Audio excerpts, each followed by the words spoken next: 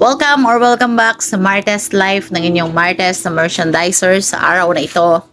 Eto nga, nandito kami ni Regan, naghihintay kami ng masasakyan patungo sa Gukab Etxage Isabela.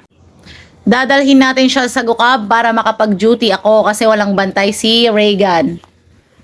At eto na nga mga kumare, nandito na tayo, nakasakay na tayo ng tricycle papunta sa Gukab kung saan may iwan ang aking anak. At eto na nga, i-flex ko lang yung mga dinadaanan natin kasi eto, pagka hindi ka taga Etxage, para ma-familiarize ka kasi ito pong dinadaanan natin papunta ng palengke, hindi po ito yung national road, kumbaga. Papasok po ito dito sa may may crossing kasi sa ISU, Isabela State University, Etxage Campus. Doon po sa crossing, papunta po sa palengke ng Etxage. At eto na nga po si Regan habang nga tayo ay papunta sa CR ng Save More kasi nga naiihi tayo. May nakita siyang, Diyos ko naman.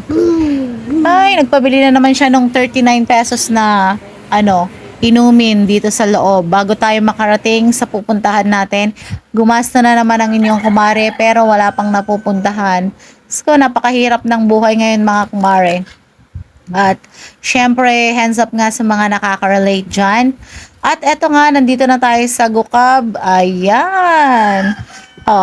Eto dito, nakauwi na ako mga kumare. At hinihintay na lang natin yung papa ni Regan kasi nga papunta na siya dito para sunduin kami. Pero habang hinihintay namin siya, nakikimarites muna kami kay Naning. Shoutout kay Naning, yung pinsan ko. Ayan. Si Regan, kinukulit niya si tita Naning niya. Sabi niya, Tita Naning, hingi ako chocolate. Sabi niya. Chocolate, candy. Sabi niya. Ay, nako. Pag si Regan nandito talaga sa Gukab, napakagastos niya. Alam niyo ba yung tindahan ng tita ko? Si Tita Lolet na #1 basher ko. Ayan. Nandun lang siya. At maya't maya kung magpapabili si Regan. Papunta na siya dito para sunduin kami. Pero habang hinihintay namin siya, nakikimarites muna kami kay Naning. Shoutout kay Naning, yung pinsan ko. Ayan. Si Regan, kinukulit niya si tita Naning niya. Sabi niya, Tita Naning, hingi ako chocolate. Sabi niya. Chocolate, candy. Sabi niya. Ay, nako.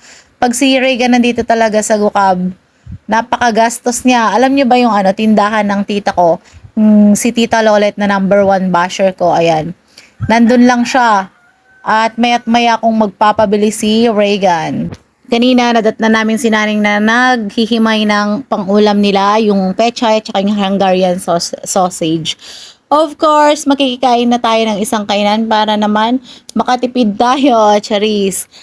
Syempre, makikikain na tayo, total nandun naman na tayo mga kumare, para hindi na tayo magluto ng hapunan habang naghihintay tayo ng ating sundo. At of course, flexing my #1 basher si Tita Lolet. Auntie Lolet, para makilala niyo naman yung nag-iisang basher ko. At kung madagdagan pa, bahala na kayo. Ayan, ang hirap nga ng ngayon mga kumare. Ang hirap mag-budget ngayon ng ulam kung anong iisipin natin. Pati sila dito, kung ano yung uulamin nila. Dito, marami silang pambili pero nag-iisip pa rin sila kung ano yung bibilin nilang ulam. Di ba? Ay, nako, kami ni Regan, dalawa lang kami dun sa bahay. Kung ano yung ulam niya, yun na.